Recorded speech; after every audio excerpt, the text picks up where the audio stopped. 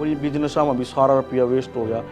अब पाछा कदम इसलिए नहीं हट रहा था क्योंकि पीछे दिख रहा था कि पैसा बहुत है भाई। जो करते करते करते करते जब सब कुछ खत्म हो गया ना, फिर एकदम ने देखा ये कुछ को नहीं रह रहा। तो कितने ताली मिली कितने गाली मिली, हमने भी मैंने खूब मिली, ताली मिली गाली भी।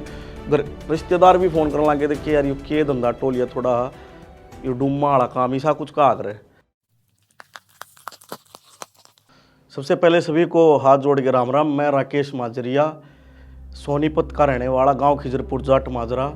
गांव खिजरपुर जाट माजरा में ही मेरा जन्म हुआ था।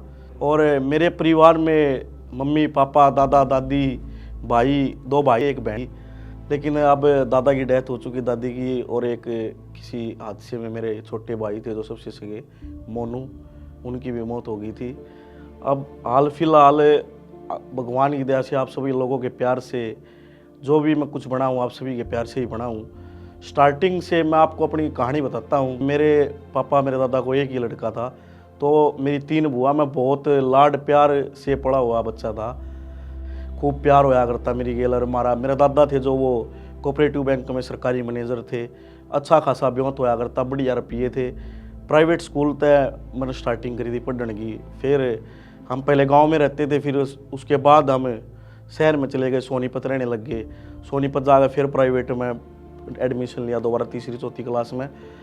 फिर कुछ हालात ऐसे होते आगे कि हमने गांव में आना पड़ गया वापस, थोड़ी पैसों की दिक्कत आ गई। गांव में आ गए तो फिर गांव में आकर फिर मैंने सरकारी स्कूल में पढ़ा मैं 3 साल। जो मेरे दादा थे वे मेरे से बहुत ज़्यादा प्यार करते थे। फिर मेरे दादा ने सोचा कि सरकारी में तो नहीं पढ़ पाओगा बढ़िया तरीके से, जो मेरे को बनाना चाहते थे कि मेरी तरह ही कोई भी कोई सरकारी जॉब लगे, ऐसे नहीं हो पाएगा। तो फिर मेरा प्राइवेट स्कूल में फिर एडमिशन करवाया। फिर मैं 10वीं तक फिर प्राइवेट में पढ़ा। 10वीं के बाद फिर बिल्कुल सिचुएशन घर की बिल्कुल ही डाउन आ गई, ऐसी आ गई कि मतलब खाना खाने तक के मोहताज हो गए थे हम। क्या होया कि दादा रिटायरमेंट आ गए। रिटायरमेंट आने के बाद थोड़े बिजनेस में बढ़ गए कि भाई जैसे हमारे गांव में भैंस भूस ले आ गए, दादा इन चक्रा में बढ़ गए। भैंस ले आए तो क्या करा 10-12 भैंस इकट्ठी ले आए। अब किसी के कुछ दिक्कत होगी, किसी के कुछ दिक्कत होगी। तो वो जैसे ले आए थे 12-13 लाख रुपया की, वे गई सारी है उल्टी बेची 4-5 लाख की। तो नौकर करकन है बहुत घाटा हो गया। कई जगह दुकान कर दी, मिठाई की दुकान करवा दी। तो कुछ लोगों ने फायदा उठा लिया। एक और काम कराया, 5-7 ये गाड़ी नहीं होती जो ये ओला लाम चलिया करें टैक्सी में, ये ले दी। तो इनका क्या था जो उन ड्राइवरों ने अपना मचा दिया पूरा आतंक। और ये बिजनेस में भी सारा रुपया वेस्ट हो गया। अब पाछा कदम इसलिए नहीं हट रहा था क्योंकि पीछे दिख रहा था कि पैसा बहुत है भाई। जो करते करते करते करते जब सब कुछ खत्म हो गया ना, फिर एकदम ने देखा ये कुछ को नहीं रह रहा, इतना कुछ को नहीं रह रहा। वो शौक हुए और कि भाई यो काम करना यो काम करना। फिर 4-5 काम धंधा फिर 5 दे दिया, लोगों ने पीछे उठा लिए। फिर वो नौकर कर ने अच्छा कर्जा सिर पे ले लिया, जिससे मैं जो कर अपनी एज में आया, मतलब समझदार आया, तो मन ने नहीं देखा कि इतना पीछा शर है भाई। फिर 9वीं क्लास में मैंने 1-2 गाना भी करने की कोशिश करी। इधर उधर मार्केट में खूब धक्के खाए लोगों ने। नया बच्चा समझ गए, हर कलाकार एक कहूँगा मैं तैयार ने कि हर बंदे ने मेरा फ़ायदा उठाया। मेरे जित 5,000 लाग गए थे, 2,000 लाग गए थे, उड़े मेरे पे 35 लिए 40,000 रुपये लिए। मैं घर की स्थिति बिल्कुल डाउन, फिर भी मैं अपने दादा से जिद करता। एक जिद के कारण मेरे दादा मेरे तक कुछ भी कर दिया करते, इधर उधर तक पैसे उठा कर मेरे तक दे दिया करते कि भाई ले कर ले तू अपना काम। फिर मेरे तो जो दादा थे वे बोला करते कि सरकारी नौकरी की तैयारी कर। फिर मेरे दादा बोले कि सरकारी नौकरी, फिर मैंने बोला नहीं दादा था कि मैं पढ़ने में इतना वो नहीं हूँ, मैं कुछ और करना चाहूँ। फिर मेरे दादा बोले कि क्या करना चाहो। मैंने बताई कि मैं थोड़ा बहुत हरियाणवी गाने लिख लूँ, मैं वे हरियाणवी गाने करना चाहूँ। फिर मेरे दादा बोले कि कर ले, मैं क्योंकि मैं थोड़ा जिद्दी भी था भाई, थोड़ा प्यारा था ना तो जिद्दी भी था। तो मैंने वे गाने भी कर, मेरे दादा ने कह दी कि कर ले। इधर उधर तक पैसे उठा के दे दिए मेरे तक। पैसे लगते गए। शौक में सिर्फ और सिर्फ इस चीज़ के चक्कर में कि राकेश माजरिया ये नाम सुनने के लिए लोग मुझसे सिर्फ, जैसे इंटरव्यू होते हैं ना, पहले होते थे इंटरव्यू, उसमें आते थे, जैसे नाम नहीं आता था, आपने कई जगह सुना भी हो, कई गानों में विक्की काजला, ये इस तरीके के नाम आते थे।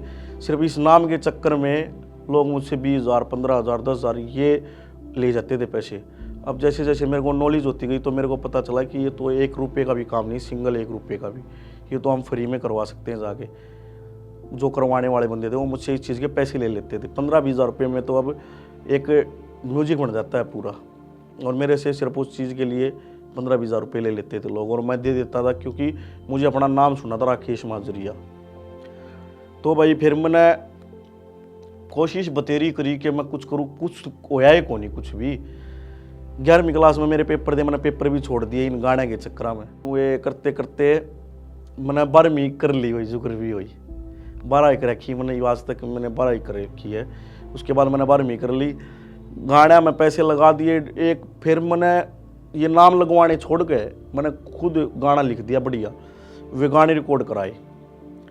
फिर मैंने उस गाने में मेरे लग गए 2 गाने में 1.5 से 2 लाख रुपया, वो भी मैंने अपने दादा से ले लिए, जिद करके ले लिए। तो उसके बाद मैंने शूट करे, सारा चीज़ सिस्टम कराया, ऑडियो रेडी करके दी, जिसने मेरे से दी, पैसे ले लिए उसने मेरे पे और मेरे से दे दिए। उनने मैं कंपनी में ले गया, एक कंपनी में, उस कंपनी में तो मेरे से मिले 1100 रुपये, 1.5-2 लाख रुपए के 1100 रुपये। मैं सोनीपत था, सोनीपत था दिल्ली का रास्ता था, उस टाइम पे गाड़ी में तेल गल गया था, वो 500-700 रुपया का था, और 2-3 बालक में मेरी गेल थे, खान पीने का भी लग गया था। वे 1100 रुपये तो उड़े ख़त्म हो गए थे मेरे। आखिर में 100 रुपये बच्चे थे, वे लेकर अपने घर बढ़िया था, वे अपने दादा दिए थे। इतनी मतलब मेरे दादा ने भी भाई कुछ कहा नहीं मेरे तय, लेकिन उस घर के सारे ने बोले कि कुछ नहीं, तो रुपया का नाश करना, तो रुपया का नाश कर दिया, अब तू इन्हें छोड़ छाड़ दे। पर करते के कलाकारी की खाज बहुत गंदी हो है, जिसका लागा वो ही जाने। तो फिर मैंने सोचा यार अब कुछ है ही नहीं इसमें, मैंने घर तक पैसे भी वेस्ट कर दिए और मैं कामयाब भी नहीं हो पा रहा, मैंने कुछ हो भी नहीं रहा। और एक और बात, जैसे जैसे आप आगे बढ़ने की कोशिश करते हो तो लोग हौसला तोड़ने के लिए बहुत आते रहते हैं। जब मैंने गाना लिखा, मेरा मजाक भी खूब बना, यो बना लक्ष्मी चंद, चलो भाई मैं ठीक है। फिर मैंने सोचा करता यार ये बंदे मतलब सपोर्ट नहीं कर रहे थे, बेइज्जती भी क्यों कर रहे। फिर मैंने पता लगा कि दुनिया देख देख के दुनिया ही कुछ ऐसी है, आगे बढ़ते को देख के कोई खुश नहीं होता। तो कितने ताली मिली, कितने गाली मिली, हमने भी मैंने खूब मिली, ताली मिली, गाली भी। रिश्तेदार भी फ़ोन करने लगे थे कि यार ये के धंधा टोलिया, थोड़ा ये डुम्मा वाला काम ऐसा कुछ कहा करे कि ये के धंधा टोलिया, तो हमने खाम खाइयो रुपया की इसी तीसी करना रहा पड़ता कि उन्होंने वो नहीं करता। बड़े ताने सुने लोग आगे। फिर जब कुछ नहीं, फिर मन में भी लागन लग गया कि यार यो धंधा कुछ है ही को नहीं, क्योंकि इस समय तो तन घर तक खो दिया जो खोना था। फिर मैं पानीपत गया, पानीपत जाकर मैंने नौकरी करी, कामबड़ा की फैक्ट्री होया करती, उसमें 8-9 हज़ार रुपये महीना। और घर की सिचुएशन ऐसी थी कि पैसा मतलब बहुत देना था लोगों का, भारी बीमारी में बहुत पैसा सर हो गया था। फिर मैंने सोचा यार इसमें तो कुछ पड़ ही नहीं रहा। फिर मैंने डे की भी कर दी और नाइट की भी शुरू कर दी कंटिन्यू। 2 महीने 3 महीने मेरे से डे की हुई, नाइट की हुई, क्योंकि मैं 2-3 घंटे ही पाता था भाई दिन में, पूरे दिन रात में 2-3 घंटे मुश्किल से सो पाता था। दोनों नौकरी शुरू कर दी। फिर एक दिन मेरी न्याड़ में मैंने बोझ उठा करते वो, देखो जो भी बंदा है, कंपनी वाला है, कोई भी, अगर वो हमारे को 10,000 रुपये दे रहा तो ये तो जाहिर सी बात है कि वो 1 लाख का तो काम लेगा ही लेगा। तो वो ये नहीं देखते थे कि ये बच्चा है या कुछ और भी, उनको तो अपने काम से मतलब होता था। वो बोझ उठाते उठाते मेरी एकदम गर्दन में चढ़क आ गई और मेरी न्याड़ ऐसी की ऐसी रहेगी। मैं घर जाऊं तो घर माँ का, बाप का, दादा का, दादी का उदास चेहरा, लोगों की ताने, लोगों के पैसे देने थे, वे चीज़ें। मैं अंदर अंदर इतना दुखी हो गया कि यार मतलब मैं क्या कर सकूं। फिर मैंने सोचा कि यार कुछ नहीं, न्याड़ नहीं उड़ता, तेरी जुक्र होगी, गर्दन जो भी होगी ठीक हो जाएगी। फिर मैंने कंटिन्यू करा। फिर मेरे दादा ने पता लग गया कि थे, मेरे दादा फ़ोन आ के जो भी कुछ है तू छोड़ छाड़ के तू घर आ जा, अब नहीं इसे पीछे की जरूरत को नहीं। फिर मैं घर आ गया। फिर मैंने सोनीपत है, फिर पैसे तो लोग आए फिर भी देने रह गए।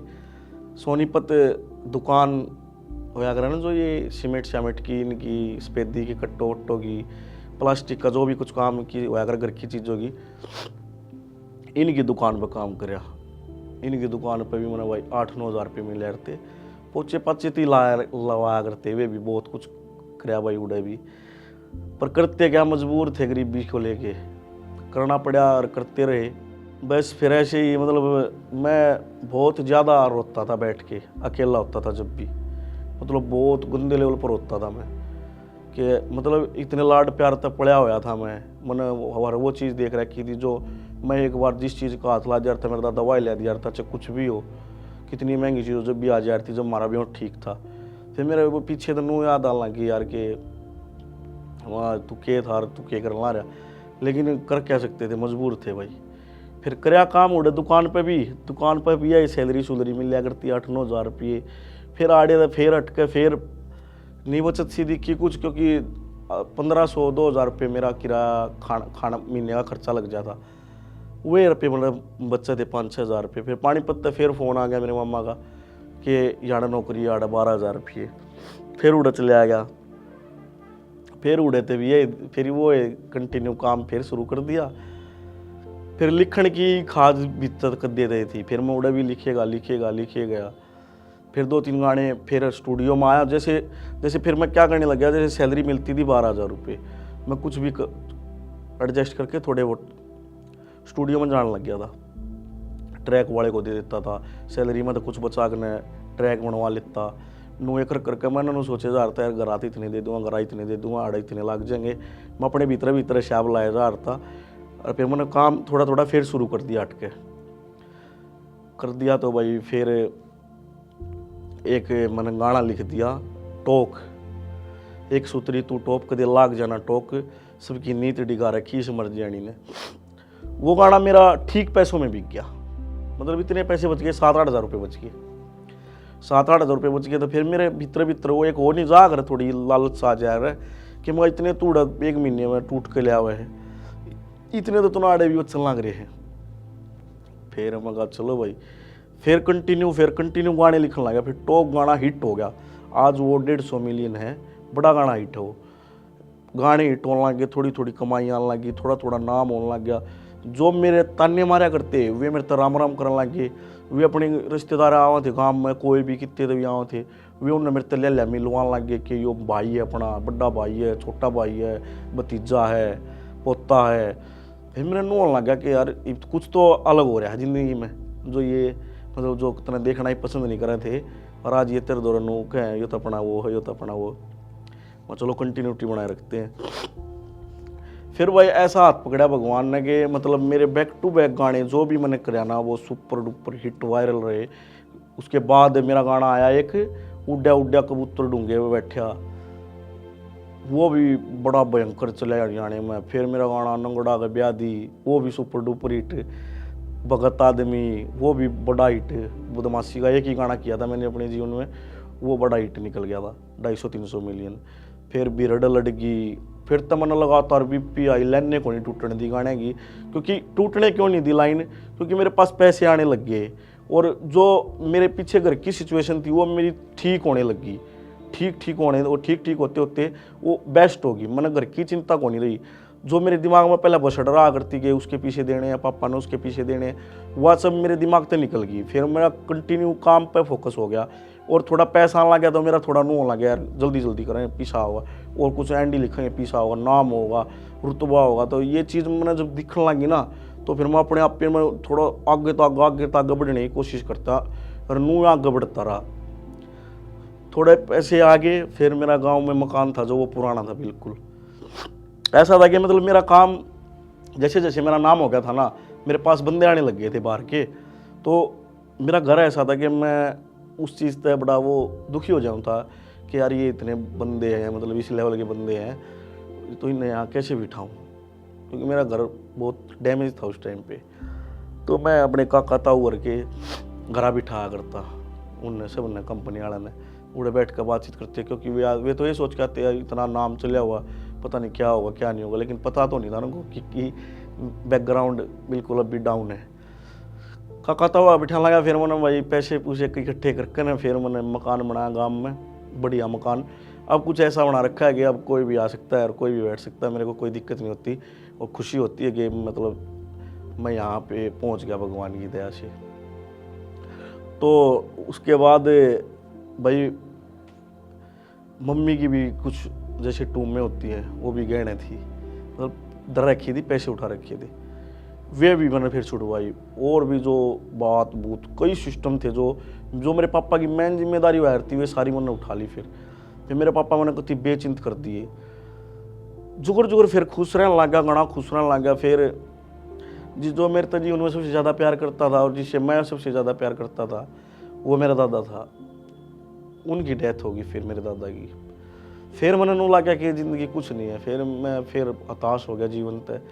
मेरा फिर दादा के बाद जीवन जीने का मन नहीं करा, मेरा मरने का जी करने लग गया बार बार। मैं कोशिश भी करने लग गया था मरने की, सच्चाई बताऊँ तो। फिर मैं देखने लग गया मम्मी पापा कहन भाई बहन कहन, मैंने देखेगा ये ते बेचारे इनका क्या खोट है। वो तो देखो उनके टाइम आ गया था, तो उनकी उम्र हो गई थी तो हो गया। फिर दिल समझाया राम राम तय। फिर भाई मेरा एक भाई था मोनू, जिस तरह मैं अपने जीवन में सबसे ज़्यादा प्यार करता था, बहुत ज़्यादा। मतलब मैं उसके बगैर ना तो कभी रोटी खाता था ना कभी सोता था। वो सामने होता तो मैं सब कुछ कर लेता था। फिर वो 17 साल का था, वो कबड्डी का प्लेयर था, अच्छी कबड्डी खेलता था। मैं जितनी ज़्यादा मेहनत होती थी उस पर करवाता था, मतलब पैसे को लेकर मैंने हर चीज़ की छूट दे रखी थी उसको। फिर उसकी भी डेथ होगी। फिर मेरा कति सिर पाट गया कि मगा यार ईब कौन जी आजा क्यों करे भी, ईब तक कति रहा ही नहीं रहा कुछ भी। ईब फिर लगातार ऐसे हादसे हुए। फिर उसके 5-6 महीने के बाद मेरी दादी एक्सपायर होगी। जो बंदे मेरे से सबसे ज़्यादा प्यार करते थे, मैं जिन बंदे से ज़्यादा प्यार करता था वे चले गए। फिर मैं कति टूट गया। मेरा भाई एक्सपायर होया, मेरी दादी एक्सपायर हुई। फिर मैंने लाइन में फिर स्टॉप ले लिया कि 1-1.5 साल मैंने कति काम को नहीं कराया। फिर जैसे मम्मी पापा सब दुखी थे भाई, जितना मैं दुखी था मेरे से ज़्यादा दुखी मम्मी पापा भी थे, क्योंकि मेरे पापा की सगी माँ गई थी और सगा बेटा गया था, वे भी इतने दुखी थे। फिर मैंने देखा यार मैं भी मतलब रोता रहता था। अच्छा बहुत ऐसा होता था कि मैं दिन में भी रोता, रात को भी रोता। पर मैं क्या करता, रोता तो अपने घर के बाहर चले जाता, क्योंकि मुझे देख के घर वाले परेशान हो गए। मेरे मम्मी पापा रोते, वो मुझे देख के बाहर चले जाते, वे बाहर जाके रोते कि भाई ये छोरा परेशान हो जाएगा। नु कर करके फिर करके बोले कि कुछ ऐसा करोगे भाई। मैं तो मेरी बुआ बाबा और सारी ने बोली कि करा के इसका ब्याह कर दो। फिर मेरा ब्याह हो गया। फिर थोड़े खुशी का मौका आ गया घर में थोड़े भाई। फिर मेरे छोटे भाई की भी शादी मेरे साथ ही हो गई थी, तो फिर थोड़ी 2 बहू आ गई घर में। तो मम्मी का वैसे ही अच्छा मन लगने लग गया और सबका मन लगने लग गया भाई। आसन बोलने लग गए, खान पीने लग गए, खेलने लग गया, आपस में बैठ कर सब कुछ ठीक ठाक हो गया। फिर मैंने शादी के बाद मैंने फिर गाना कराया बिरड लड़की। वो भी मेरा भगवान की दया से सुपर डुपर हिट वायरल गाना रहा। वैसे कंटिन्यूटी अब इस तरीके से ही बना रखी है और इस तरीके से ही लगे हुए हैं। और आप सब इतना प्यार दे रहे हो, जिसके लायक नहीं था मैं, आप सबने मेरे वो प्यार दे दिया। मैं जो जीवन में कदे बन नहीं सकता था मैं उतना बन गया। और मैं ना हर बच्चे थे जो भी मैंने सुन रहा हो, हर उस आदमी थे, हर मतलब जो मैंने सुन रहा ना उस तो एक ही सलाह देना चाहूँ कि जीवन में कभी टूटना नहीं चाहिए, टूट के बिखरना नहीं चाहिए, क्योंकि मंजिलें बहुत दूर तक होती है, जिम्मेदारी बहुत होती है, हर बंदे पे जिम्मेदारी बहुत होती है। और हर माता पिता को एक ही सलाह देना चाहता हूँ, जैसे मेरे दादा ने किया ना कि वो मेरे को गवर्नमेंट जॉब लगवाना चाहते थे, लेकिन मेरा इंटरेस्ट गानों में था, तो मेरे दादा ने मेरे पे छोड़ दिया था कि कर ले जो करना है। मैं आप सभी को यही सलाह देना चाहता हूँ कि अपने बच्चों से बैठ के पूछो कि वो क्या करना चाहते, क्या किस चीज़ में उनकी रुचि है, तो उनकी ज़िंदगी को उन पे छोड़ दो, वो कुछ ना कुछ अच्छा ही करें। क्योंकि मैं बता सकता हूँ भाई इस चीज़ को, मैं हमेशा ये कोशिश करता हूँ कि मेरे माँ बाप की कभी इज्जत पे कोई बात ना जाए मेरे कारण। मेरे दिमाग में हमेशा यही बात रहती है कि पापा थोड़े भी दुखी ना हो जाए, पापा थोड़े भी सैड ना हो जाए, मम्मी थोड़ी भी दुखी ना हो जाए, बहन के ऊपर कोई इस तरीके की बात ना आ जाए कि तेरा भाई सा। तो कोई भी इंसान ऐसा नहीं है जो अपने कारण हो जाते हैं, मैं समझता हूँ हो जाते हैं कुछ, लेकिन वो उनकी संगत होती है कि उन मनुष्य में बिगाड़ देती है, वो इस तरीके से हो जाते हैं। लेकिन खुद ये कोई नहीं चाहेगा, बड़े तो बड़ा नशेड़ी भी नहीं चाहेगा कि उसकी माँ मर जाए, मुँह तो वैसे कुछ भी बोल दो। तो या तो होगी ये बात कि भाई अपने बच्चों को ना छोड़ दिया करो कि जो करना करो, क्योंकि हम पे छोड़ा था तो आज हम कामयाब हैं।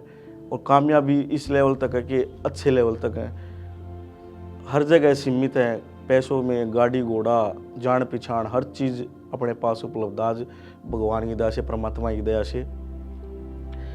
मैं एक और बता देता हूँ, क्योंकि मैं अपने जीवन में ना बस यही बात सोचता हूँ कि कुछ ना कुछ करो लेकिन अलग करो।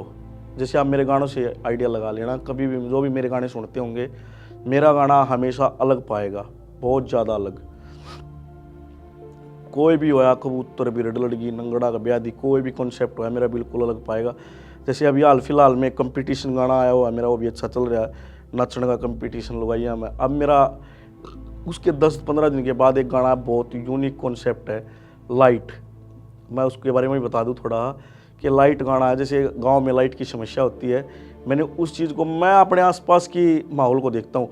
ये बात मैं सिर्फ और सिर्फ इस कहानी से हटा के आप जो राइटर है ना, उन लोगों को बताना चाहता हूँ कि कुछ भी लिखो, अपने आसपास के माहौल को देखो कि क्या लिखना चाहिए, क्या पब्लिक की बातें उठा लो कि ये चीज़ें पब्लिक में अच्छा वो करेंगी। लाइट नहीं आती गांव में, तो मैंने इस चीज़ पे गाना लिखा कि रीत न किसी गांव में ब्याह दी माँ, याडे लाइट भी आती ना। तो उसका रिप्लाई, लड़के का भी रिप्लाई लिखना जरूरी था, क्योंकि मेरे पास जब मैं सोलो गाने करता था तो बहुत लड़कों के फ़ोन आते थे कि भाई नाचन का तो घना जी करे जा तेरे गाने पे, पर नाच के ऊपर मारी तो लेने नहीं देता तू, क्योंकि पहले सोलो गाने होते थे। फिर मगा यार ये बात भी ठीक कर, नंगड़ा ब्याह दी भी सोलो गाना था, सोलो मतलब लड़की लड़की का। तो मगर यार फिर फ़ोन आया, मैं ठीक है भाई बालक। फिर मैंने लड़की का लिखा था, नंगड़ा नंगड़ के ऊपर लग गए थे नंगड़ नो, इसमें लिखा है लेट रोज नहीं बाजती जान के काट ली साड़िया में। तो उम्मीद है आप सभी को ये गाना पसंद आया होगा और आप सभी इस पे नाचोगे, गाओगे, खूब धूम मचाओगे। इतना ही कहना चाहता हूँ बस। बाकी आप अपना ध्यान रखिए, खुश रहें। Love you, all of you.